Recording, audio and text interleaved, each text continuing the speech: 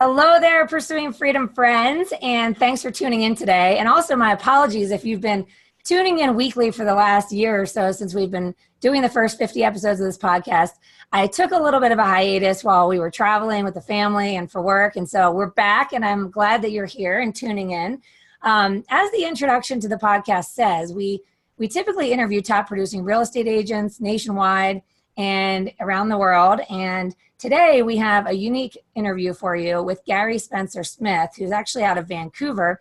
He is originally from England and he lives in Vancouver. This is our second guest who lives in Canada, but originally from England. So, hey, we're going global here, people. This is exciting. Anyway, Gary Spencer Smith is with Rental House Profits, and he has built a multi-million-dollar real estate portfolio. He's also got a coaching business where he helps people with real estate investing strategies, leadership development. He's got a successful YouTube channel. You should find him on YouTube. He's got over 6,000 subscribers. So he's also experienced with building his brand online, which I think is really exciting. And basically he coaches people on what is possible for them. And as you know, if you've been listening, that I'm really passionate about people finding time and financial freedom, not just one or the other. And I think that Gary is going to be a real inspiration to those of us who have experienced or tasted success in the real estate industry, often at the expense of our time freedom. And so what I would like to inspire you guys to do is think outside the box today. If you're on a path to achieving financial freedom in real estate, then what? Okay, so I love finding folks that are taking their resources and building streams of passive income. And so we're just going to dig right in now with Gary. Gary, we always start at the beginning. I really appreciate you taking time to be on the show today, first and foremost. But tell us a little bit about your backstory and how did you arrive at this real estate portfolio you've got? You know, where did you learn your strategies and really just dig right in?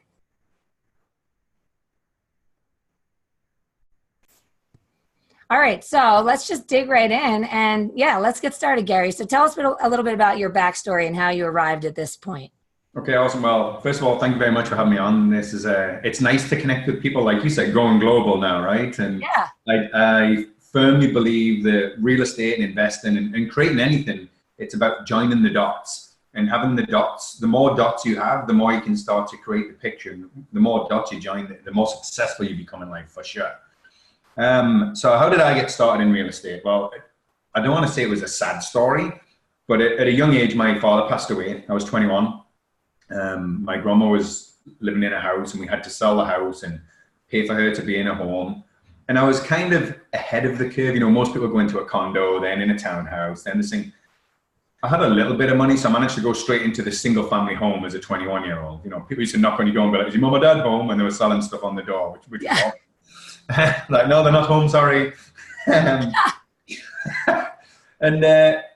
it was more of a hindsight. Looking back, I was always like, oh, I should have done that. Oh, I should have done that. And I was in the Royal Navy for 11 years. So I moved from north of England down to the south of England. And at that time, I wanted to keep my house up north, but my now ex-wife was like, no, it'll be too much hassle to have a rental. They're a headache, you know, and I listened. And in hindsight, I was like, I should have just kept that. So my plan was always to get 2 or 3 rental houses throughout my working career in the military. And then in the military, I got injured in service. So I did 11 years in the Royal Navy, got injured, pensioned out. And I always had a dream of emigrating to Canada. So at 16, I came on a holiday, lived on this lake at 16. And I remember lying there looking at the stars on this floating trampoline going, I want to live here one day. Like that was, you know, it was probably the only purpose I really set in my life as, you know, an idiot 16-year-old boy, what I was. Yeah. And everything always just came back to that in my mindset. So when I left the Navy, I had a house down south and I thought, you know what, I'm not selling it, I'm renting it out. So I moved up north, rented it out, did the math, just did the numbers. And I was like, okay, I'm $300 a month better off renting here and keeping my house there. So it was just a math situation. I then emigrated to Canada, came across, jumped on a plane, bought a house. But because I was an immigrant, I couldn't qualify for any mortgage. So I had to get a massive line of credit at I think it was 9% to get my first property with 40% down. So as soon as I'd been there a year, I could get a mortgage, then I could pull some equity out. And I thought, my kids were 4 and 5 at the time. And I thought, you know, if I just buy this townhouse, I can basically rent it out. And in 15 years, when the kids are college age, the mortgage will be paid down, that it'll have appreciated in some value. That was like where my head was at. And I just thought that's better than putting money into these education savings plans that you hope work well in the markets. So real estate was always just something that was in the back of my mind. I wanted 2 or 3 and I found a purpose to use it for. About a year after owning that house that I bought for 97, I think, I was going back to the UK and I needed cash to go back. You know, I was going back for 4 weeks. It was Christmas. It was going to be an expensive holiday. And the only way I had access to the capital that I needed was to sell the house. And I didn't want to sell it. So I actually approached my cousin and said, look, I own this house. You want to get another rental. Why don't you buy the equity that it's created over this last year, which was 20,000. And then if we sell it tomorrow, you get all your money back and we split everything in the future 50-50. So he was like, sure, that seems like a good deal to me. It worked for him. He didn't have to qualify. And I'm flying on the plane back to England for Christmas. And I'm doing the math in my head. And I didn't know about ROI or all that kind of stuff. And I'm doing the math. And then I'm thinking, okay, so I put 6,000 down on that house because it was a second home. And then I've just got 20,000 back a year later. And I still own half the house. I'm like, well, that's a 333% return on my money. And I still own the house in 12 months. And now I've got 0 invested for the future. So I was just like, okay, how do I do that again? And that was really what ignited my thought about real estate.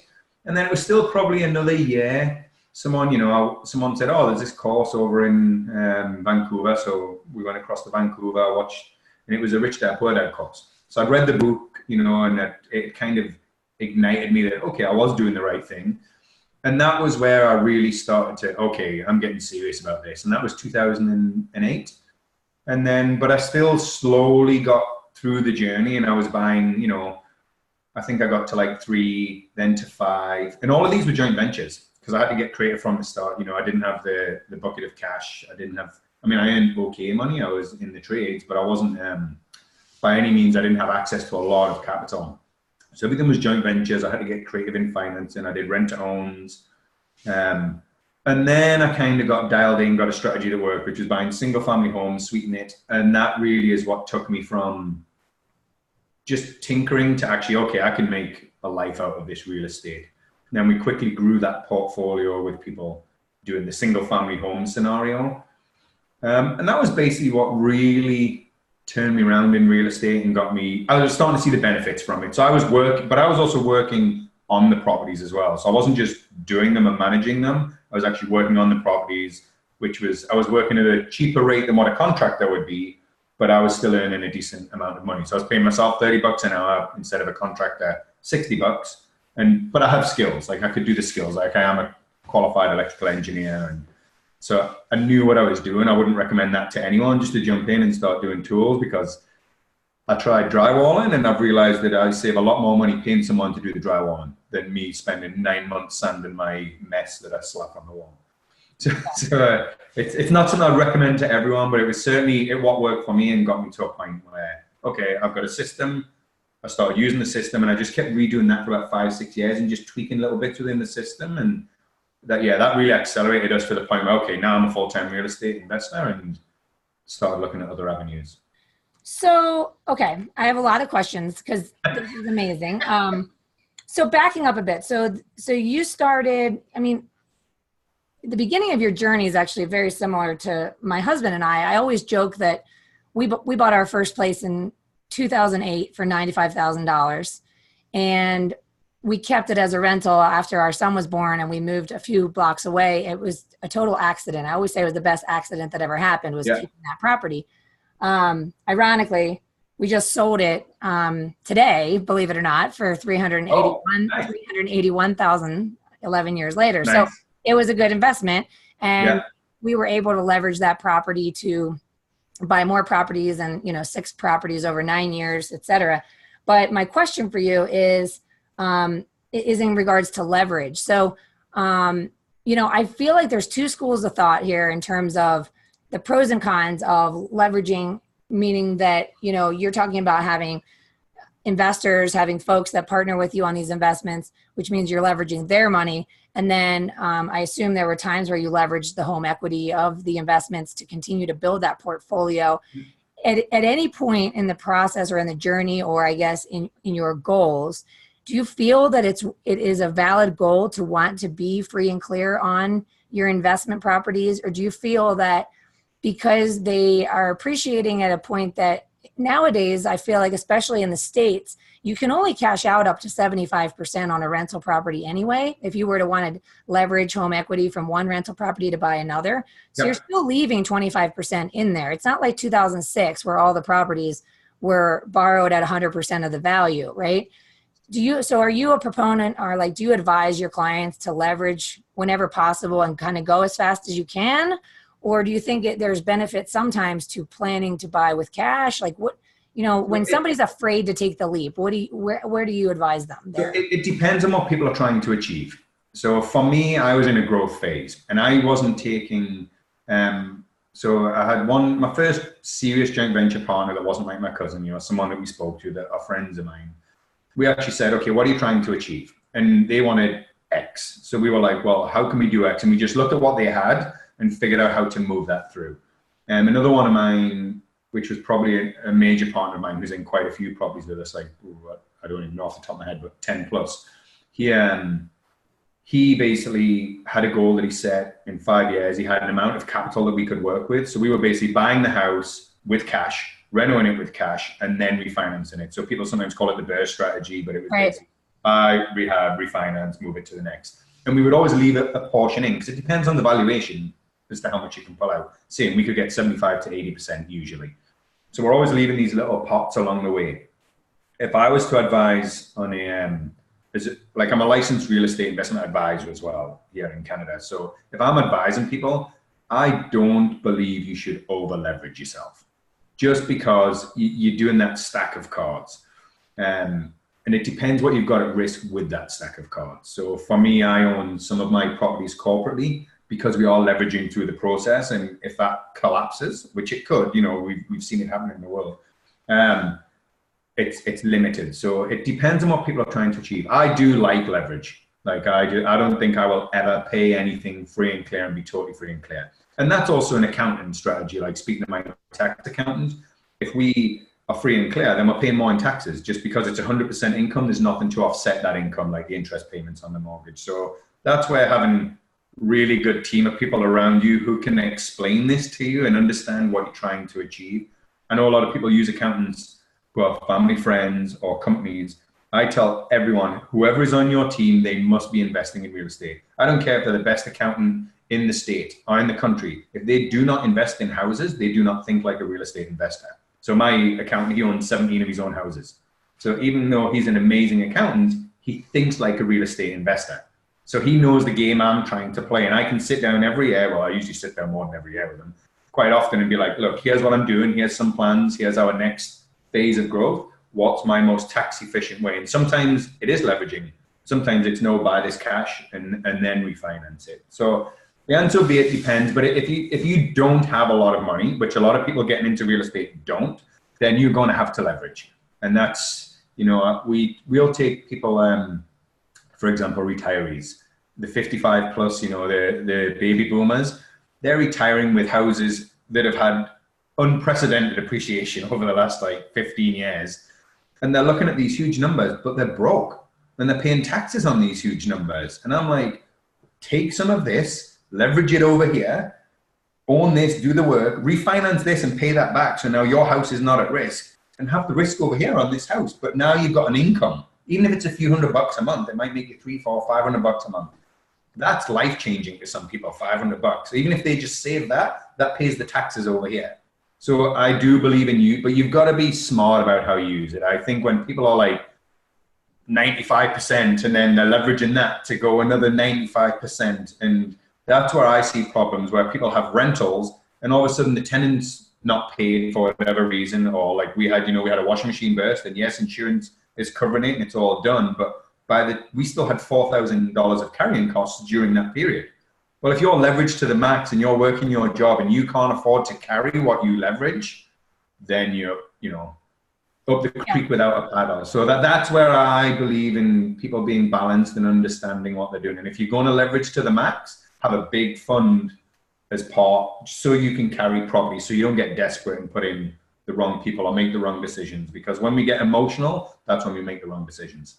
Yeah, and that's kind of what I advise my clients. And, as I mentioned, a lot of our listeners are real estate agents. And I think that there is value to playing in this field of real estate investing in order to be a great advisor to your clients about just what is possible with real estate investing. I mean, it completely changed our lives. And like I said, by accident. And we were broke when we bought our first place.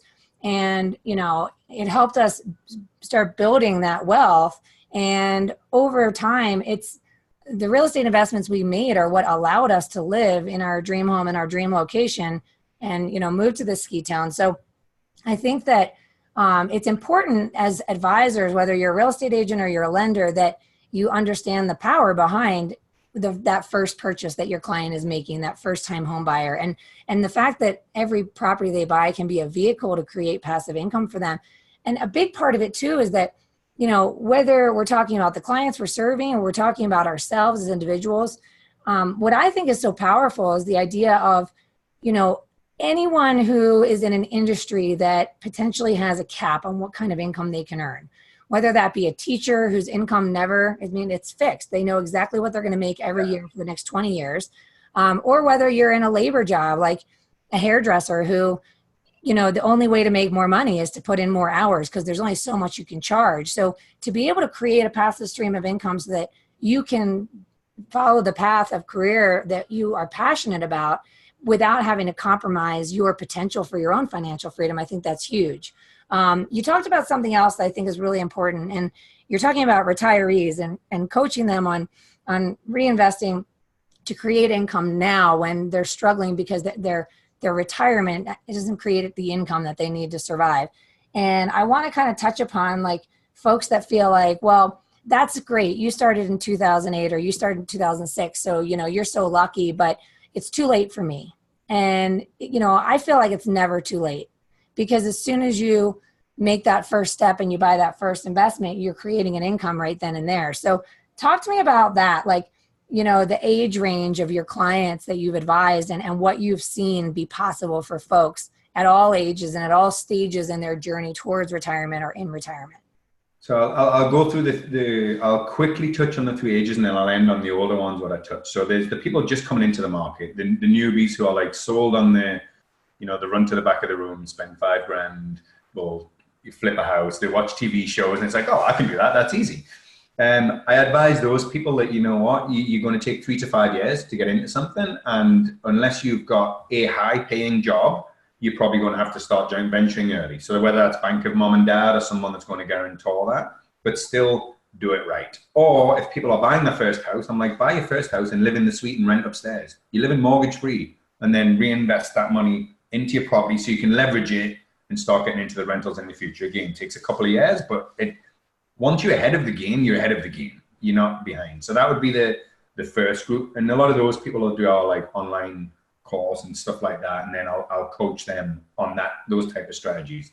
The middle section, which I would say is 30 to 50, that's people that have probably got a house and are just thinking, you know what, I should probably get another rental. That's probably the second people. And again, that's where leverage comes in, but understand what your carrying costs are. And that's why I try and tell people, you want to have a $5,000 to $10,000 pot sitting there so you're not making desperate decisions. And a lot of people buy it, and me included, when I got my second rental, I was carrying that like, if something had happened, I was a month-to-month person. I was stuck for that month, you're eating beans, which I don't advise people to put themselves in those positions. And then the other one is the 50 plus. And that's where we'll have people that, when I'm working with people, I'll tell them, look, what do you want out of your life? I know we discussed very briefly about your perfect day. And I'm like, what do you want that to look like? Like you're 50, you've worked. What do you want to achieve? You've obviously paid some, and these are people that typically own a house and have paid, they've paid a good chunk on their mortgage. I've seen good appreciation. And then what I do is I show them how they can generate an income from real estate without having to flip houses and without having to have headaches, and without having to have a huge portfolio. So typically I tell people, if you're going to do one, try and do 5. Because once you get to 5, to me, that's the magic number with owning, and this is buy and hold rentals, right? Because if you've got 5, you're going to pay down between $30,000 and $50,000 on your mortgage every 5 years without fail.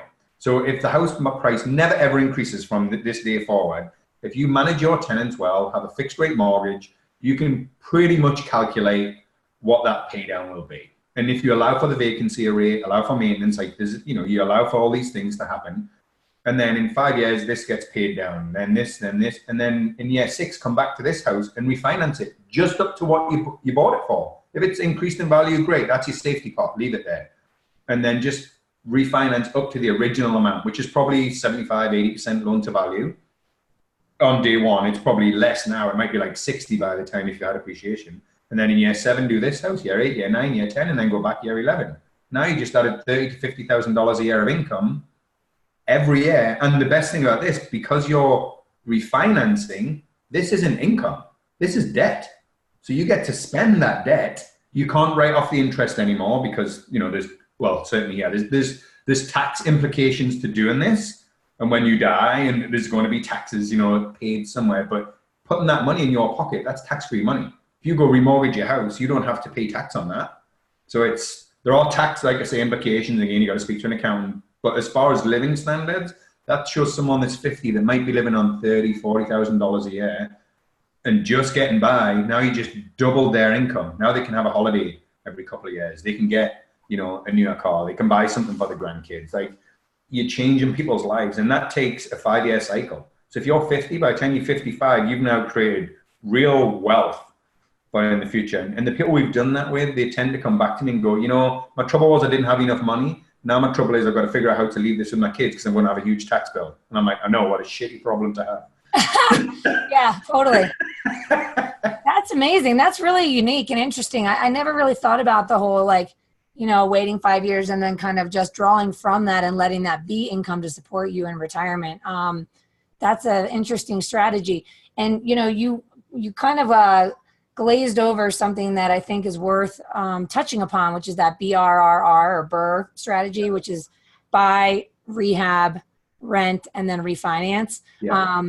And what is it? The Bigger Pockets podcast is a great one to follow if you're wanting to learn. Yeah, they'll do that as well. That's where I heard that. Actually, it was John that told me about BRRR. A friend of mine, John Shola, he told me, I'd heard that term, the BRRR strategy. I'd never heard of it before then. I just called it, buy, fix, and refinance. I've heard it called flip to yourself as well. I've heard it called that. So yeah, interesting. So when you, it sounds like in the beginning, much like myself, you were kind of winging it, yeah?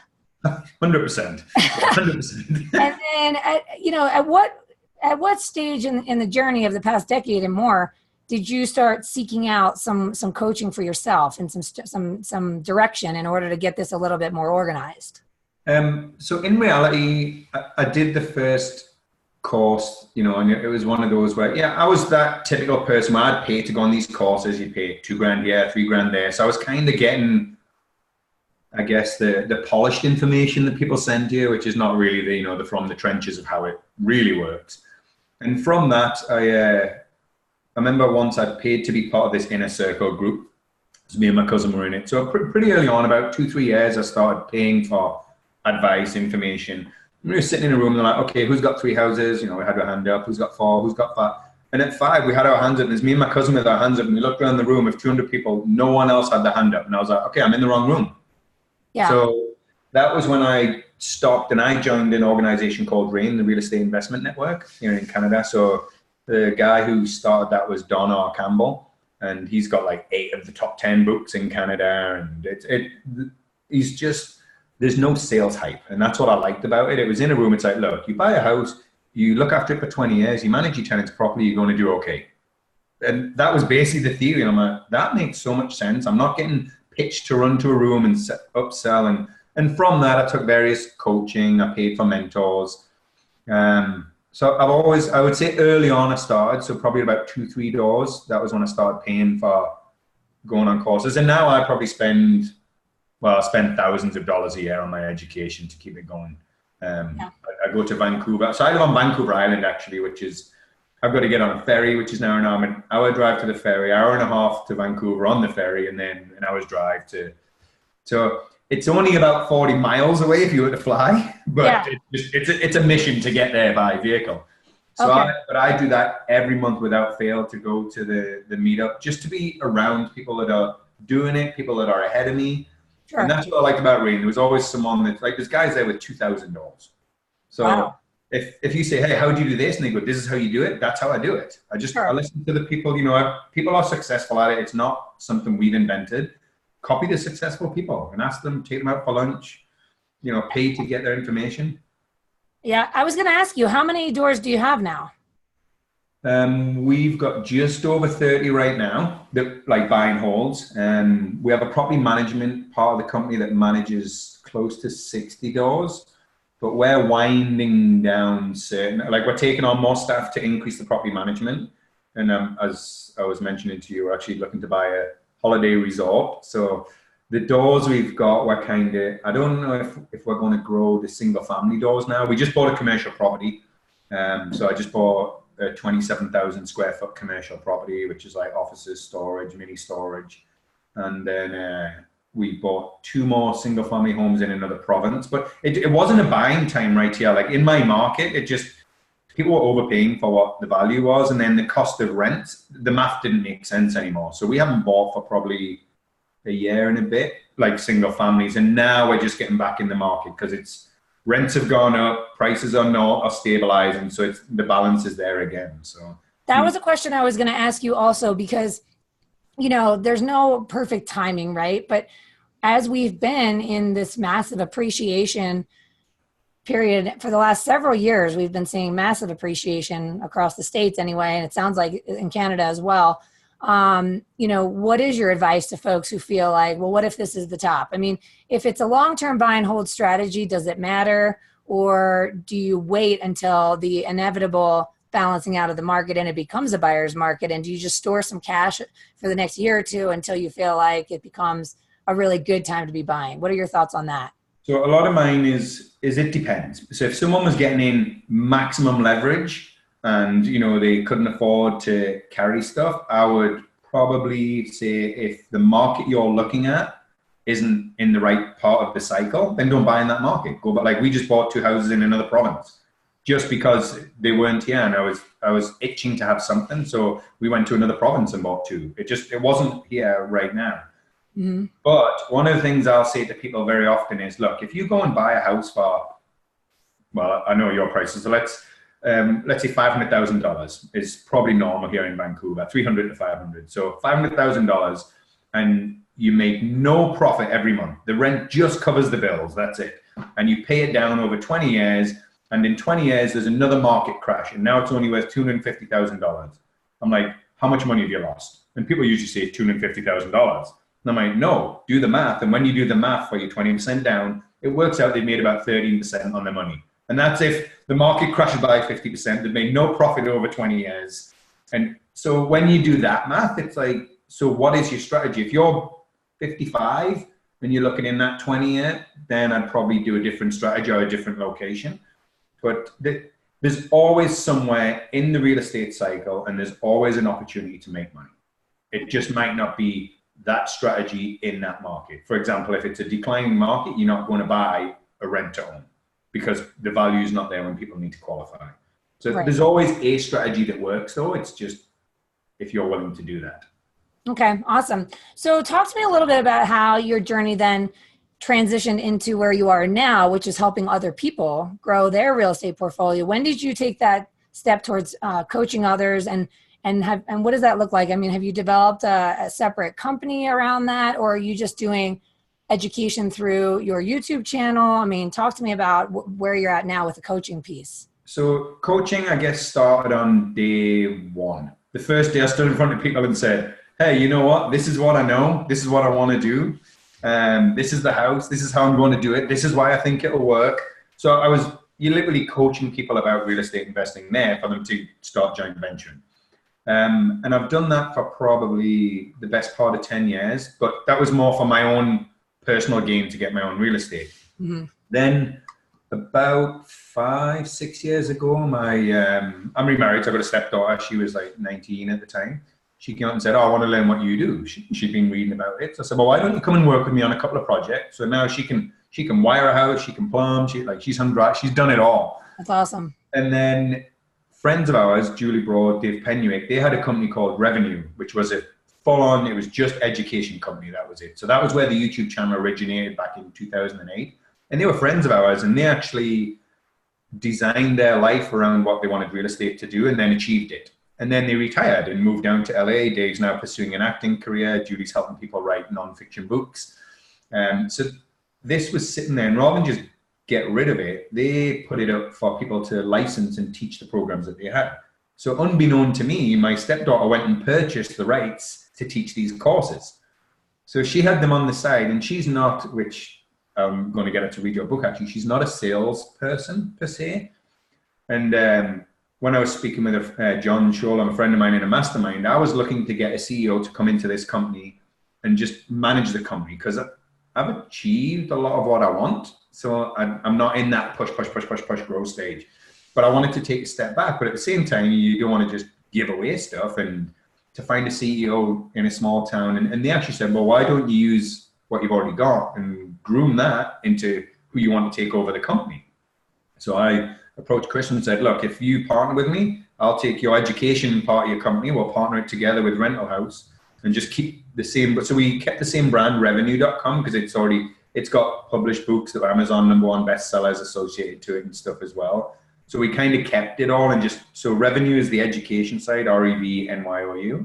That's the education side. So that's the online courses, the YouTube channel and all that. And Rental House Profits is the joint ventures, the managing of the property and dealing with. So it's two separate companies, even though we're under one umbrella. So we have one corporation that owns both. But are you actually doing one-to-one coaching with folks, or do you have now folks that are coaching under the umbrella of your company? So a bit of both. So Rain actually, because lots of people are real estate coaches out there and selling all their products, Rain formed Legacy Council of Canada.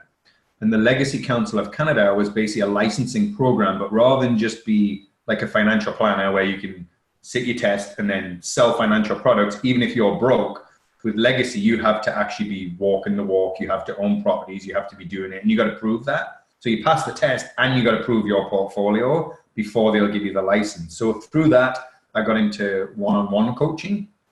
And then I was looking at real estate in general as investing as a industry. And it's very much the TV shows where they'll travel around and then go to the back of the room, you'll get the free taster, then you'll do the $1,000 weekend, then they'll sell you the 10, 20, 30,000 course, whatever it is.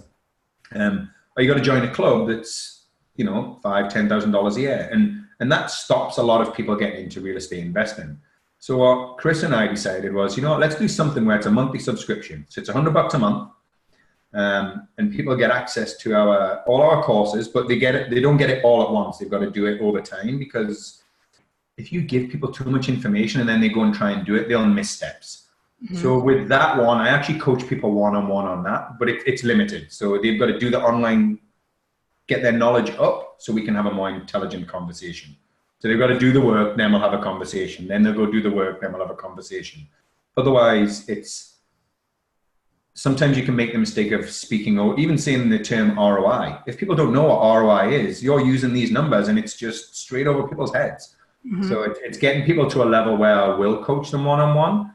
And that's a 12-month program that people go in, and we guarantee that if they don't make or save the money with us in real estate, then we'll refund them 100%.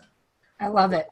And that was, I just wanted the entry level to be, it's a choice now. It's not, there's no reason why you can't, because that's the cost of a cup of coffee a day. But there is another side to that. If people are now buying, getting invested, learning stuff, if I now have an opportunity to come up with this joint venture, I now have a network of people where I can join the dots. Hey, I know you're looking at this. Hey, I know you're looking at that. Are you interested in doing this? So yep. I do see the back end benefit as well. So it's not a totally selfless act, I must admit. Yeah. No, I love it. So tell me, how can folks get in touch with you if they want to hire you as a coach, learn from you, mastermind with you, whatever the case might be? What's the best way to reach you? Honestly, emailing me at gary@rentalhouseprofits.com is probably the best way of contacting me. People can follow us. We are on social media, but we're not social media activists. I know it's somewhere where, we keep getting told by all the marketing people, we've got to step our game up there. It's not something we try and, I don't want to say push. Everything's been very organic, how the business has developed and how this stuff. So yeah, email is usually the best. And if people give me a day or two to respond to the emails, because I don't have alerts on my phones, I try not, because I squirrel very easily. So If I was sitting here and email notifications coming up, off I go, and the 10 jobs I wanted to get done don't get done. So I literally just check my emails late at night and have a look. So. All right. Well, I love it. And I really appreciate you taking the time. This was super valuable. And I know I'm feeling inspired. So I hope everybody listening is. And for those of you that are curious about how to let this real estate business be a vehicle to support the lifestyle of your dreams, I just think this is one way of doing it that is worth exploring and learning more about, so that we don't find ourselves caught in the hamster wheel indefinitely, and that we find a way to do something with the opportunity that this industry provides us. So thank you so much, Gary. I really appreciate you being on the show today. You're welcome. And it's been awesome. And I just want to add one thing, it came to my head after you said it there, is real estate really does change your life. It's like, I had this dream as a 16-year-old, and I was just this little kid doing nothing. And now I get to live lakefront property. I get to live the life. And it's only because I purchased the house, not knowing what I was doing, with no real plan or intention. And, people like yourself are sharing this information out. It's helping people get a clearer path earlier on, so you can achieve a lot more. And it doesn't take a long time, like 3 to 5 years, you can create real wealth if you follow a plan, a system, and get the right advice. Well, and that's the thing too, is if you're listening and you're a real estate agent, and maybe this isn't the path necessarily for you, but how amazing would it be to turn your clients on to what Gary teaches, and be that, higher level advisor and inspiration to your clients, and be more than just a transactional agent, and instead be a person who's fully invested in this long-term journey that real estate can provide for your clients. I mean, there's just so much opportunity out there, and the more value we can provide to one another, to our clients, the better success we're going to experience, both personally and professionally, in the long run. So, I just think this is of huge value, whether you want to take this information and share it with your clients or implement it in your own life. I know it's changed our lives, which is why I'm so passionate about it. So, I get fired up about this stuff. Yeah, if you're a real estate agent, you want to be with investors, because when no one was buying houses during the crash, I was buying houses. Yep. Like, our real estate agent, she was one of the top sellers because we were the ones buying houses from her during a time when no one else was picking them up. So huge benefits to that. 100%. And as always, guys, I always implore you, if you're enjoying the content you find here, please be sure to subscribe on YouTube and iTunes on the little podcast app on your phone, because it helps us continue to attract awesome guests like Gary and continue to share great content with you guys. I wish you huge success and happiness more than anything. I appreciate and love you for tuning in today, and have an awesome day. We'll see you next time. Thank you.